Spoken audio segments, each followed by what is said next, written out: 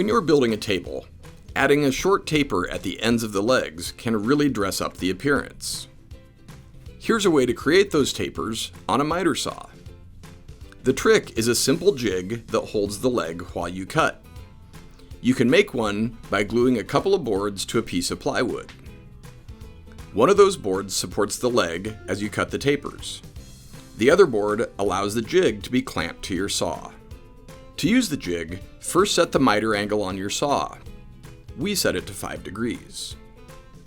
Next, clamp the leg to the jig. The long support board allows the clamp to be placed well away from the blade. Next, align the jig and leg with the saw blade.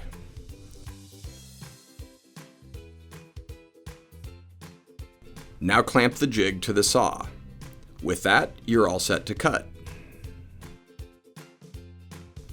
If you want to taper the adjacent face, just rotate the leg 90 degrees, clamp it in place again, and make another cut. When you're done, a little bit of sanding will leave you with a great-looking tapered leg.